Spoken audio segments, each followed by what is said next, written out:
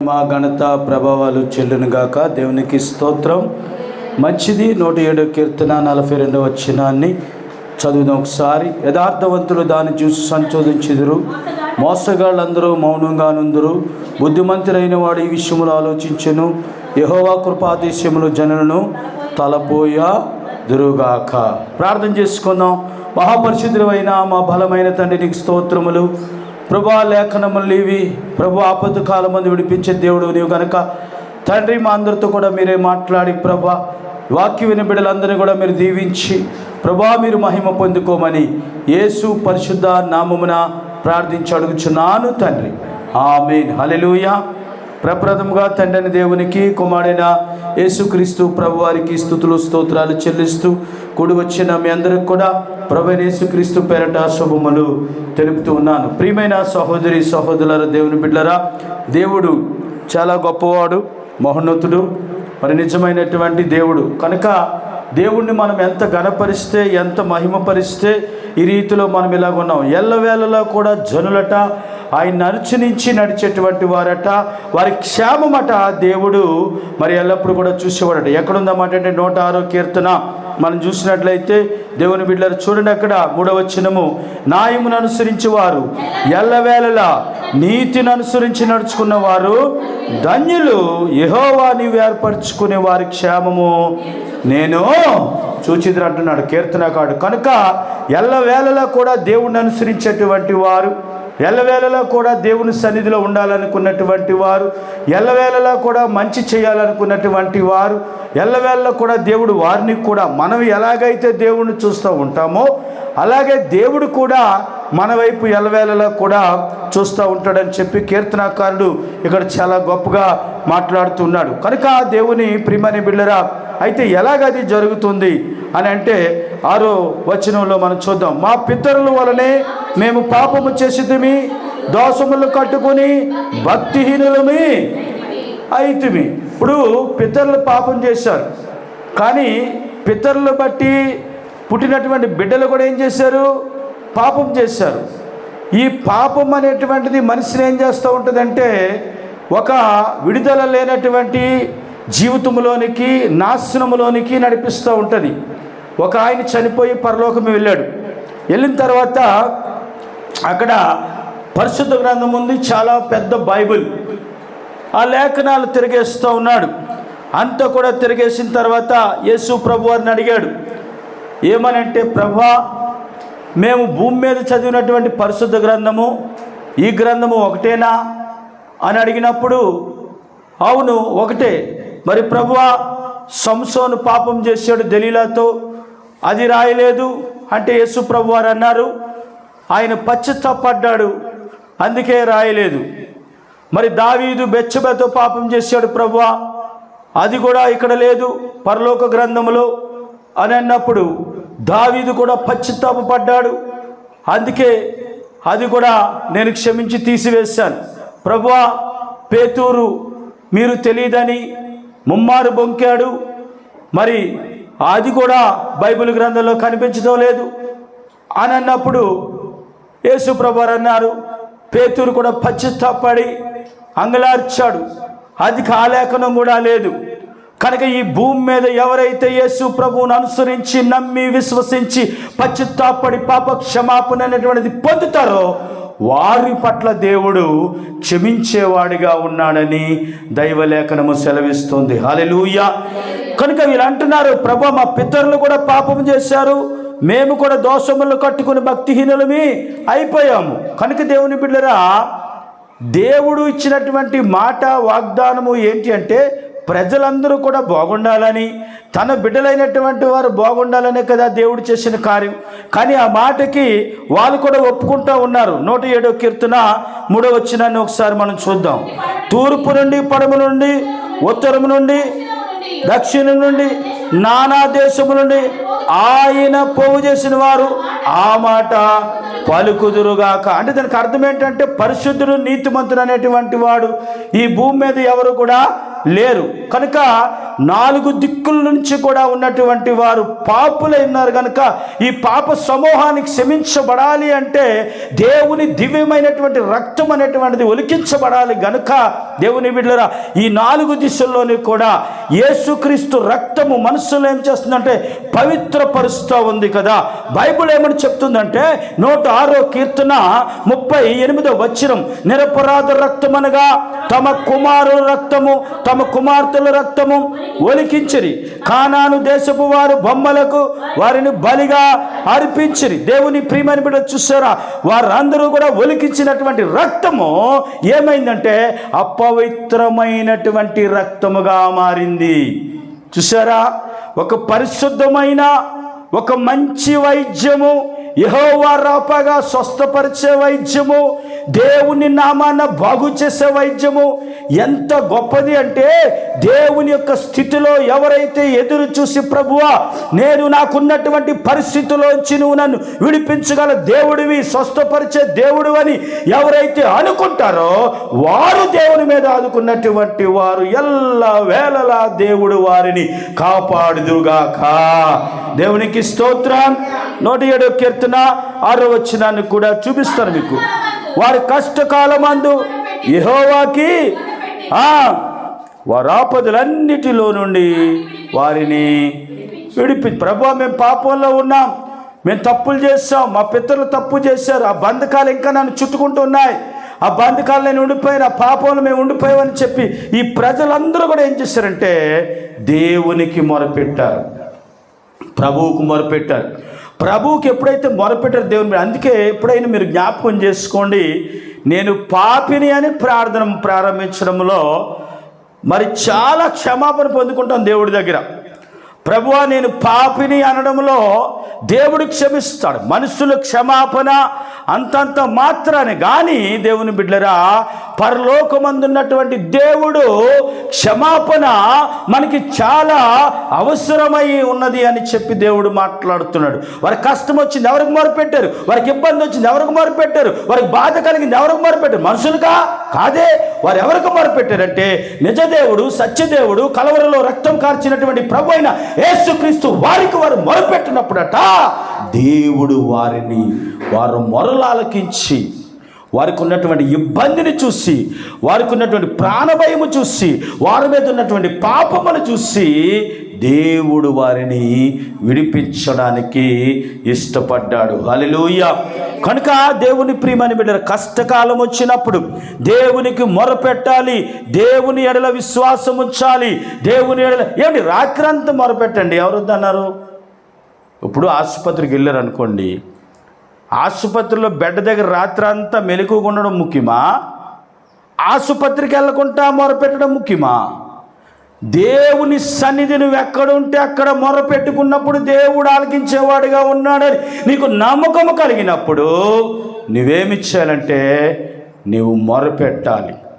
ప్రియులరా, ఆలకించే దేవుడు యెహోవా నీ మొరలు ఆలకించడానికి చెవులు ఒగ్గి సిద్ధముగా ఉన్నాడు. దేవునికి స్తోత్రం. కనుక దేవుని వారు ఎలాంటి మొరలైనా సరే 11వ వచనం చదవండి. బాధ చేతను ఇనప కట్ల చేతను బంధింపబడిన వారై చీకటిలో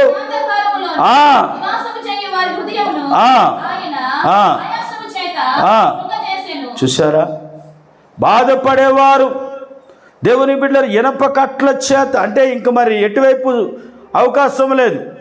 అటువంటి బంధకాలు, అటువంటి ఇబ్బందులు దేవుని బిడ్డలు, అంతేకాకుండా చావబడినటువంటి వారు, చీకటి మరణాంధకారములు ఉన్నటువంటి వారు అంటే చచ్చిన వారితో సమానం అని అర్థం అన్నమాట. ఇలాంటి మరణాంధకారములు ఉన్నటువంటి వారు నివాసము చెయ్యేవారు హృదయమట ఆయన ఆయాసము చేత.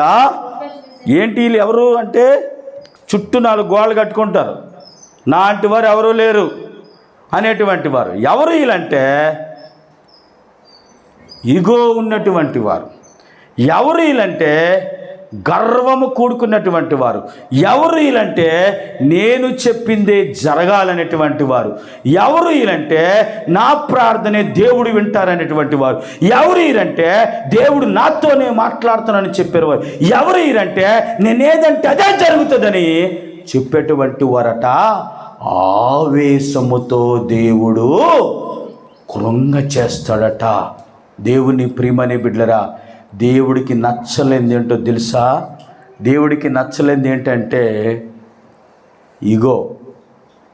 ఎవరికైతే గర్వం ఉంటుందో వారు దేవుడికి ఎప్పుడు కూడా, దేవుని బిడ్డలరా, నచ్చదు. నచ్చలేకే కదండి ఆనాడు ఆదాము అవ్వలను కూడా దేవుడు దూరం చేశాడు. మీరు నేను చేయొద్దన్న పని మీరు చేస్తున్నారు కనుక దానికి తగిలినటువంటి ప్రతిఫలం ఏంటంటే తినొద్దన్న పండు తిన్నారు కనుక నిశ్చయం మీరు చచ్చెదరు. అదే ఆయాసం అంటే. ఏమండి ఏంటంటే అదే ఆయాసము. దేవుని ప్రియమైన బిడ్డలారా, అదే దుఃఖము, అదే మరణము, అదే వ్యాధి, అదే కృంగజేసెను. చూసారా? ఆయాసం అంటే ఏంటి? దేవుడికి దూరం అయిపోయినప్పుడు ఇనుప కట్టల చేత కట్టవేయబడతారు, బంధకాల్లో బంధించబడిపోతారు. వారు ఏదైతే చేయకూడదని అనుకుంటారు, వారు మనసు అనుకున్న ఎంత మాత్రం వారు ఆగలేక ఆ తప్పుకి బానిసైపోతారు కనుక వారు బంధకాలు, ఇనప బంధకాల చేత కట్ల వేయబడి, కట్లపాము అనేటువంటి కట్ల చేత వారు బంధింపబడిపోయి దానికి బానిసులైపోయి దేవునికి దూరం అయిపోయి ఆవేశం అనేటువంటిది జబ్బు. ఆ జబ్బు వారిని కృంగజేస్తుంది. అదే దేవుని యొక్క వాక్యము. దేవుని బిడ్డరా, వారి పితరులు పాపము చేశారు కానీ వారికి పుట్టినటువంటి వారు కృంగుబాటుతనం అనుభవిస్తున్నారు. వారి పితరులు తప్పు చేశారు, వారికి పుట్టినటువంటి వారు కట్లతో బంధకాలతో బాధపడుతున్నారు. వారి పితరులు దేవుడికి దూరం అయ్యారు. దాని శిక్ష వారు పుట్టినటువంటి బిడ్డల మీదకి వచ్చింది కనుక ఆవేశము, దుఃఖము, కట్ల చేత బంధింపబడము వారు కలిగి చేసుకున్నారు పితరులు. అదే ప్రభువా మాకొద్దు నాయన, మేము పాపములో ఉండదలుచుకోలేదు ప్రభువా, మేము మీ బిడ్డలమయ్యా, మీకు నాయన పిల్లలమయ్యా అని దేవునికి మొరపెట్టినప్పుడు దేవుడు వారిని ఏం చేశాడు? దేవుని బిడ్డరా, వారు మరలా 7వ వచనం చూడండి. వారు ఒక నివాసపురము చేరినట్లు చక్కని త్రోవని ఆయన వారిని నడిపించెను. హల్లెలూయా. మొరపెట్టాలండి దేవుడికండి, ప్రార్థన చేయాలండి. ప్రార్థన చేసినప్పుడు దేవుని ప్రియమైన బిడ్డరా, మన దేవుడు ఎవరంటే జీవము గల దేవుడు గనక ఆయన నీతో మాట్లాడడానికి, లేకపోతే కళతో మాట్లాడడానికి, దర్శనాల ద్వారా మాట్లాడడానికి, వాక్యం ద్వారా మాట్లాడడానికి. దేవుని బిడ్డరా, ఎప్పుడైనా నీవు దేవుని కృతజ్ఞతాస్తుతులు చెల్లించవా? జనుల మధ్యన దేవునికి నేను కృతజ్ఞతాస్తుతులు చెల్లిస్తున్నానని ఎప్పుడైనా నీ ఆత్మధరగా ఒక పాట పాడి, ఆత్మధరగా దేవుణ్ణి దర్శించి, ఆత్మధరగా సంధించుకుని, ప్రభువా నిజమే నేను జనుల మధ్యలో కృతజ్ఞతాస్తుతులు చెల్లిస్తున్నానని ఎప్పుడైనా దేవుని కృతజ్ఞతలు చెల్లించావు? దేవుని బిడ్డరా, కీర్తనకారుడు చెల్లించాడు. 108వ కీర్తన 3వ వచనం, జనుల మధ్య నీకు కృతజ్ఞతాస్తుతులు చెల్లించదను, ప్రజలలో నిన్ను కీర్తించదను. హల్లెలూయా. చూసారా దేవుని బిడ్డరా, జనుల మధ్య, ప్రజల మధ్య ఏమండి దేవుణ్ణి గణపరిచినటువంటి వారి కొరకు దేవుడు నువ్వు ఎందు నిమిత్తమైతే బాధపడుతూ ఉన్నావు, ఆమేన్ చెప్పండి. ఎందు నిమిత్తమైతే నువ్వు బాధపడుతూ ఉన్నావు, ఎందు నిమిత్తమైతే అఘోరమైనటువంటి హృదయము నిన్ను కలిచివేస్తుందో, నీ హృదయము కోయివేయబడిందో, నీ హృదయము ఎంతగానో ఘోషిస్తూ ఉందో, దాని మొర దేవుడు వింటాడు. విని దేవుని ప్రియమనే బిడ్డరా, ఆశపడే ప్రాణాన్ని ఆయన తృప్తిపరుస్తాడు. 9వ వచనం చదవండి. ఆశగల ప్రాణమును ఆయన తృప్తిపరిచి ఉన్నాడు. హల్లెలూయా. ప్రియులారా, దేవుడు నువ్వు ఏది అడిగితే అది ఇస్తాడు. నమ్మిన వారు ఆమేన్ చెప్పండి. దేవుడు నువ్వు ఏది అడిగితే అది ఇవ్వడానికి ఆశపడాలి. మనిషి ఆశాజీవి కదండి. కనుక దేవుని బిడ్డలు చూడండి, ప్రకృతిలో అనేక రకమైన ఉన్నాయి కదా. అవన్నీ ఎలా బ్రతుకుతాయండి? చాలా హ్యాపీగా బ్రతుకుతాయి కదా. అవన్నీ కూడా దేవుడు మాకు ఇస్తాడు. దేవుడు మమ్మల్ని పోషిస్తాడు. ఏనుగుని తీసుకుని ఒళ్ళో కూర్చోబెట్టుకుని ఆశ నీకు ఉండకూడదు. దేవుని సన్నిధిలో ప్రార్థిస్తే దేవుడు నా ఆశ తీరుస్తాడనేటువంటి ఆశ నీకు ఉండాలి. దోమకి డెంగ్యూ వచ్చిందని దానికి ఇంజెక్షన్ చేసే ఆశ నీకు ఉండకూడదు. అది ఎలాగైనా కుటీసి వెళ్ళిపోద్ది. కానీ దాని నుంచి విడిపించబడే ఆశ, ప్రార్థన చేసే ఆశ నీకు ఉండాలి. దేవుని ప్రియమని బిడ్డరా గమనించండి, ఎప్పుడైనా సరే జీవితంలో ఏదైతే నువ్వు ఆశపడుతూ ఉన్నావో అది నీ దేవుడు నీకు ఇవ్వడానికి సిద్ధంగా ఉన్నాడు. హల్లెలూయా. కనుక యాలయనగా ఆశగల ప్రాణము అంటే ఇప్పటి వరకు ఎందుకు బ్రతికావు నువ్వు? దేని నిమిత్తం బ్రతికావు? దేవుడేదో నన్ను నిలబెడతాడనే కదా, దేవుడేదో నా పక్షాన్ని ఉంటాడనే కదా, దేవుడు నా పక్షాన్ని కార్యం చేస్తాడనే కదా, నా బిడ్డలు దీవిస్తాడనే కదా, నా భర్తను దీవిస్తాడనే కదా. కొంచెం కాలం బ్రతకడానికి నువ్వు ఇబ్బంది పడుతున్నావా? భయపడకు, ఆశపడాలి. ఆశపడే ప్రాణాన్ని దేవుడు తృప్తిపరుస్తాడు. దేవుని బిడ్డరా, ఆశ లేకుండా ఏది చూడండి, హోటల్కి వెళ్తారు చాలామంది, ఖరీదైన భోజనాలు తింటారు. వారు ఎప్పుడు పెట్టినో తెలియదు. ఇది మాత్రం మంచిదే, బాగుంది, రుచిగా ఉంది, చాలా చక్కగా ఉంది, అది బాగుంది, ఇది బాగుందని 2 రోజులు చెప్పుకుంటారు. ఒకవేళ ఫుడ్ ఇన్ఫెక్షన్ ఏదైనా అయితే అదేమవుద్ది? నీ ఆశ ఏమైపోయింది? నిర్వీర్యమైపోయింది. నీ డబ్బు ఏమైపోయింది? బూడిదలో పోసిన పన్నీర్ అయిపోయింది. నీ టైం ఏమైపోయింది? వేస్ట్ అయిపోయింది కదా. ఇన్ని నువ్వు చేస్తావు కదా. దేవుడి మీద, దేవుడు చేసే కార్యాల మీద, దేవుడు చేసే అద్భుతాల మీద ఆశపడి చూడు, తప్పక దేవుడు నిన్ను తృప్తిపరుస్తాడు. హల్లెలూయా.